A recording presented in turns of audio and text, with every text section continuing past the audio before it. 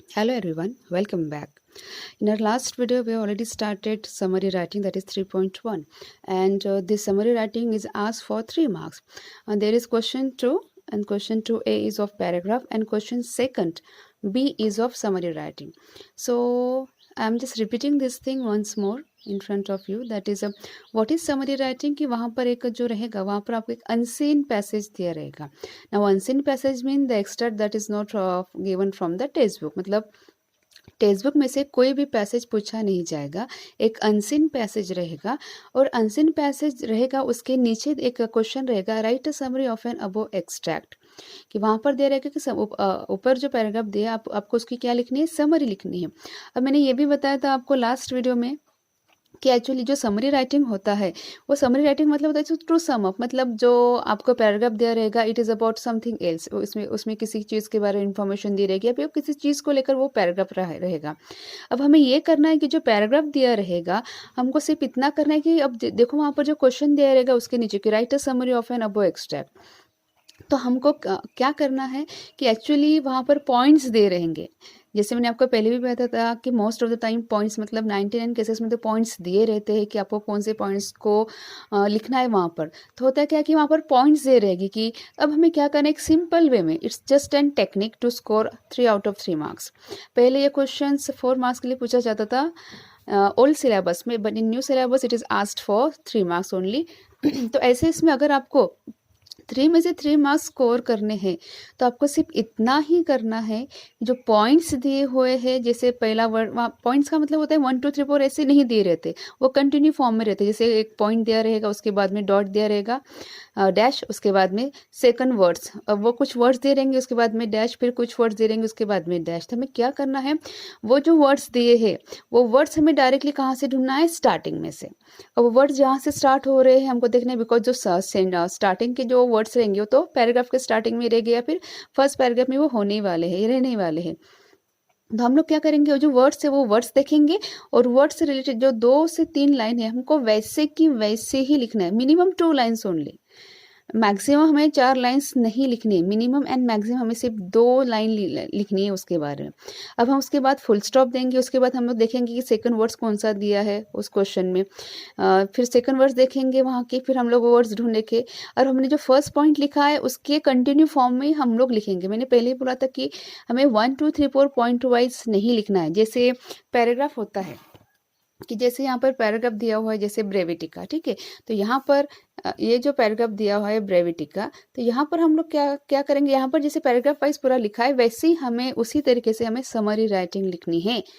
Summary का मतलब होता है सम अप करना, मतलब जो चीज़ बहुत, और देखो हमने लास्ट वीडियो में ये भी देखा था कि समरी का मतलब क्या होता है कि it is an art it is an art, एक आर्ट है जहाँ पर लर्निंग राइटिंग में एक बहुत काम में आता है, वाइल स्पीकिंग ऑल्सो. कि कुछ वर्ड्स होते हैं जो हम उसको यूज कर देते हैं while not using some lengthy words और not using some lengthy sentences, you just want to convey your ideas your thoughts in a very short way. That is called summary writing. कि बहुत बार ऐसे होते हैं कि बहुत सारे वर्ड्स वहाँ पर दिए रहते हैं कि वो वर्ड्स हम लोग क्या करते हैं उसको यूज करते. तो होता क्या कि बहुत बार कि वो जो सेंटेंस है वो बहुत बड़ा बन जाता है. तो बहुत बार ऐसे होता है कि वो जो बड़ा सेंटेंस है या फिर जो वर्ड्स है वो जो मीनिंग से बड़े सेंटेंस का उसको एक वर्ड पर्टिकुलर वर्ड होता है जिस वर्ड में हम लोग एक्सप्लेन कर सकते हैं, that is called summary writing. और फर्स्ट पैराग्राफ में यही दिया है कि समरी का मतलब क्या है कि जो अननेसेसरी वर्ड्स है हम उसको ओमिट करने वाले, हम उसको निकालने वाले हैं. जो मेन इन्फॉर्मेशन है वो वैसे की वैसे ही रहेगी. Whatever the main information or main topic is included in the given paragraph or in a given extract, it will be as it is. सिर्फ हमें जो unnecessary जो long words है, जो long sentences है, हम उसको निकालना है. That is called summary writing. अब यहाँ पर दिया था कि summary writing में हमें कौन सी चीज़ें, कौन सी बातें हमें यूज़ मतलब ध्यान में रखनी है, कि हमें अंडरस्टैंड करना है, हमें अपने, हाँ, और समरी राइटिंग लिखते समय हमें अपने आपको क्या लगता है वो नहीं लिखना है. What you think, don't want to write down. आपको एग्जाम्पल खुद से लिखने की ज़रूरत नहीं, बिकॉज जो पैराग्राफ में रहेगा आप सिर्फ वही लिखो. अब पैराग्राफ में एग्जाम्पल भी दिया रहेगा, शायद से हो सकता है, या फिर कुछ और दिया रहेगा तो उसको हमें लिखने की ज़रूरत नहीं। आई एम रिपीटिंग कि समरी का मतलब होता है शॉर्टकट, इसमें जो ब्रीफ है हमें उसको लिखना है ब्रीफ वे में, इन अ शॉर्टकट वे में, that is called only summary writing. अब यहाँ पर दिया जैसे डोंट्स में कि समरी राइटिंग लिखते समय हमें किन बातों का ध्यान रखना चाहिए।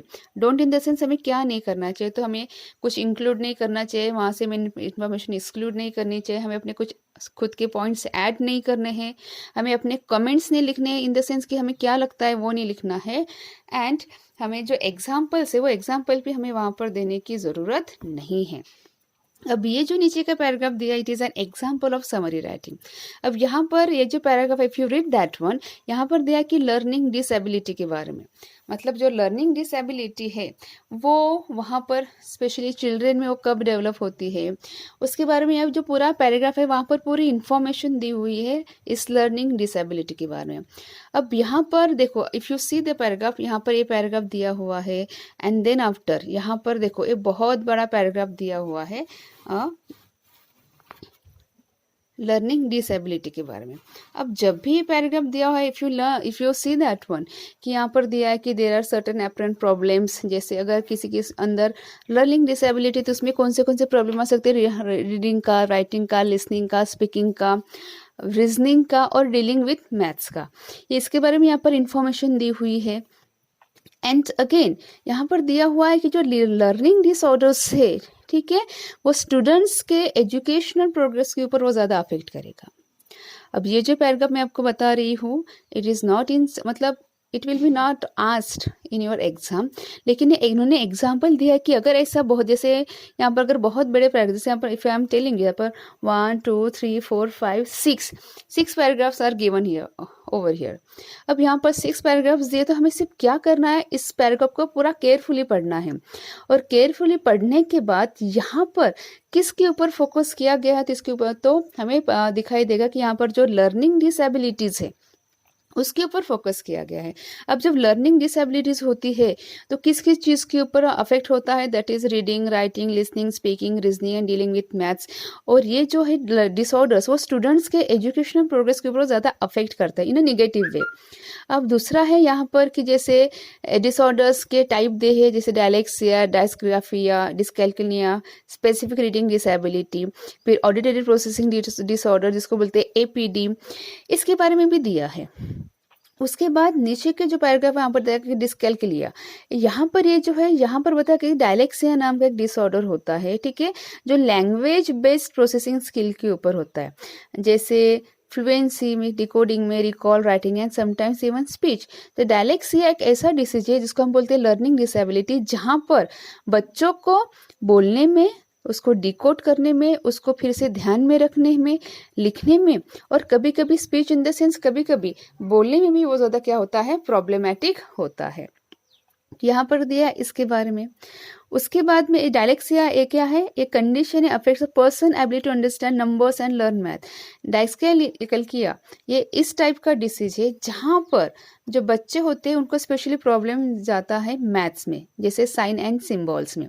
डायलेक्सिया नाम का एक डिसीज है जहाँ पर आपको प्रॉब्लम जाएगा बच्चों को रिकॉल करना, राइटिंग करना, कभी कभी बोलते समय में।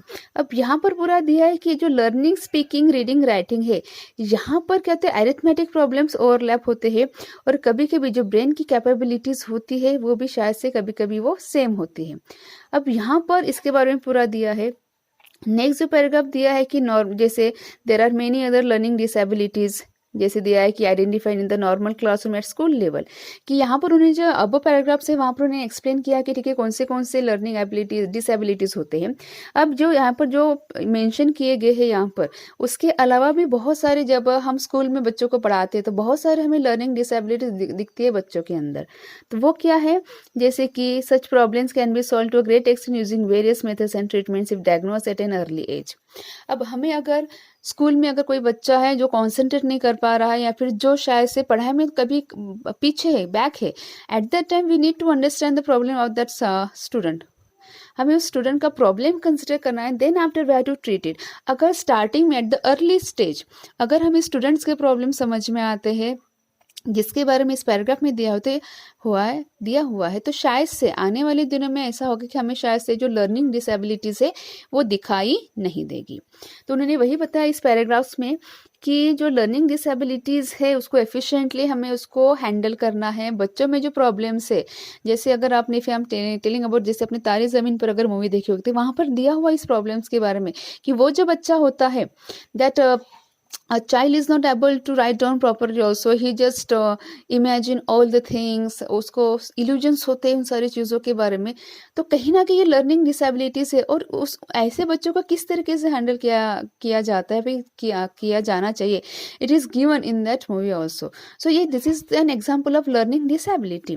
तो यहाँ पर वही दिया है, लेकिन यहाँ पर एंड में इसको ऐसे कहा गया है कि in our country is less open to inclusive learning for children with LD unless handled efficiently. These disorders often transfer to condition like anxiety and depression. तो उन्होंने बोला कि अगर ये जो बच्चे के जो लर्निंग डिसेबिलिटीज है, अगर हम इस प्रॉब्लम्स को अगर प्रॉपरली सॉल्व नहीं करते तो शायद से बच्चों के अंदर क्या क्या आ सकता है, एंग्जाइटी, मतलब बहुत वरीड हो सकती है, और कभी कभी उसके बाद क्या हो सकता है, वो डिप्रेशन में भी जा सकते हैं। यहाँ पर दिया हुआ है ये जो वर्ड्स है, देखो डिप्रेशन। और उसके बाद में दिया है कि ऐसे बच्चों को हमें केयरफुली हैंडल करना चाहिए। उनको किस किस चीज़ की ज़रूरत है, love, encouragement and moral support की ज़रूरत है। अब ये जो पैराग्राफ दिया है यहाँ पर इन सारी चीज़ों के बारे में दिया है। एक एग्जाम्पल दिया उन्होंने कि अगर ऐसा समरी के लिए अगर एक ऐसा पैराग्राफ दिया हुआ है तो आप ऐसा जो लेंदी पैराग्राफ दिया हुआ है आप इसको कैसे शॉर्टकट वे में एज अ समरी राइटिंग लिख सकते हैं। अब जो नीचे देखो ये जो दिया है, use the following steps for summary writing. अब उन्होंने बोला कि समरी, ये पैराग्राफ दिया हुआ है, अब हम इसकी समरी कैसे लिखनी चाहिए, तो देखिए पॉइंट्स। सबसे पहले पॉइंट से रीड द आर्टिकल ट्वाइस। ये जो आर्टिकल दिया है हमें इसको 2-3 बार पढ़ना है, यहाँ पर ट्वाइस बोला है तो हमें 2 बार पढ़ना है। Ask questions about the purpose of writing, कि इस राइटिंग का पर्पस क्या है वो हमें सबसे पहले ढूंढना है। एंड देन आफ्टर उन्होंने वहां पर फिर से कुछ पॉइंट्स दिए हुए हैं कि that is identify the main idea, then write the first draft, then revise your first draft and edit it and write the final draft. मतलब फर्स्ट और फाइनल हमारे लिए इंपॉर्टेंट है, और बीच का जो रहेगा उसमें से हमें सिर्फ शॉर्ट वे में हमें वहां से वो सारी चीजें लेनी है। अब देखो ये जो पैराग्राफ दिया हुआ है बैक साइड में, उसका उन्होंने यहाँ पर समरी राइटिंग दी है की। अब यहाँ पर मैंने बोला था आपको कि मोस्ट ऑफ द टाइम वहाँ पर दिया रहता है क्वेश्चन की सजेस्ट सुटेबल टाइटल ऑल्सो, तो सजेस्ट सुटेबल टाइटल। अब हमने यहाँ पर जो पढ़ा है हमें पता चला कि ये किसके बारे में है, ये है लर्निंग डिसेबिलिटी के बारे में। और एट देन वो क्या कह रहे हैं कि ये जो लर्निंग डिसेबिलिटीज है हमें इसको बहुत केयरफुली हैंडल करना है बच्चों के लिए। तो देखो यहाँ पर टाइटल कैसे दिया है, learning disability handle with care. इस तरीके का यहाँ पर क्या दिया है, टाइटल दिया हुआ जो आपको दिख रहा है। अब हमने देखा जो पैराग्राफ्स है, there were near about 6 paragraphs there given in the passage. अब देखो 6 पैराग्राफ्स में उन्होंने शॉर्टकट में देखो किस तरीके से लिखा है समरी राइटिंग कि learning disability is an umbrella term for many learning problems like reading, writing, listening, speaking and reasoning, maths and other physical and motor difficulties. These problems need to be identified and investigated. A child can be diagnosed with more than one learning disability like dyslexia, dysgraphia, auditory processing disorder, etc.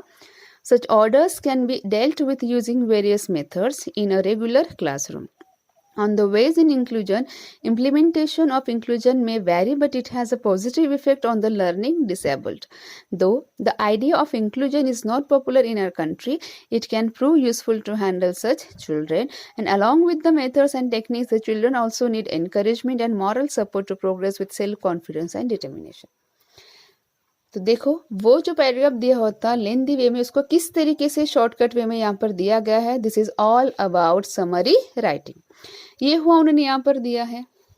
अब मुझे सिर्फ आपको एक exam अगर आपको ठीक है daily इसमें अगर आपको ये काम में आना तो आपको इट इज़ वेरी यूजफुल कि हमें किस तरीके से लिखना चाहिए। लेकिन अगर हम एग्जाम का पॉइंट ऑफ व्यू अगर ध्यान में रखते हैं तो मैंने जिस ट्रिक से बताया आपको वही ट्रिक अगर आप यूज़ करते हो तो you will score out marks and it's 100% sure I am about that one. तो यहाँ पर सिर्फ मैं यही कह रही हूँ जो पॉइंट्स दे रहे आप उसको सिर्फ पढ़ो, जो पॉइंट जहाँ से स्टार्ट हो रहा है उससे सिर्फ रिलेटेड 2 लाइंस लिखो, फुल स्टॉप दो। फिर सेकंड पॉइंट देखो जो क्वेश्चन में दिया हुआ है वो सेकंड पॉइंट कहाँ पर दिख रहा है आपको, वो वर्ड्स देखो और वो लाइन जहाँ से स्टार्ट हो रही है वो वहाँ से सिर्फ 2 लाइन लिख लो। फुल स्टॉप जो हमने दिया है पहले के पॉइंट्स के बाद वहाँ पर हमें इस तरीके से सिर्फ पैराग्राफ वाइज में लिखना है। सो it is all about summary writing. अब यहाँ पर उन्होंने दिया है ब्रेनस्टॉर्मिंग। अब उन्होंने दिया है कि देखो, read the passage and write it summary according to the given steps, मतलब जो स्टेप्स दिए है ऊपर में। तो ये जो पैराग्राफ है हम इसको पढ़ना है, उसके बाद में हमें क्या करना है, उसकी समरी लिखनी है। Read the passage and write the summary according to the given steps, ये दिया है।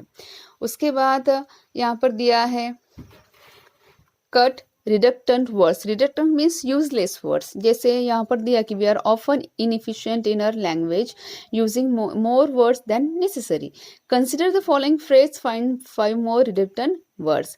अब यहाँ पर ये जो दिया है, यहाँ पर हम लोग जैसे सर्कल अराउंड हम लोग कहते हैं, हाँ जस्ट सर्कल अराउंड इट, उसके बदले में हम क्या कहते हैं, सिर्फ सर्कल इट हमें से बोल सकते हैं। Write down can become right also, ठीक है। तो यहाँ पर बोला कि फाइंड 5 मोर रिडक्टेंट वर्ड्स, मतलब जो यूजलेस वर्ड्स है हमें यहाँ से 5 ऐसे निकालने हैं, वो है। उसके बाद है कि अवॉइड एडवर्ब्स, कि हम लोग बहुत बार एडवर्ब्स यूज करते हैं ज़्यादा, ठीक है, तो हम उसके बिना भी लिख सकते हैं। जैसे यहाँ पर देखिए, that's usually a good thing to do, that's fairly good coffee, it, I totally agree, actually I disagree.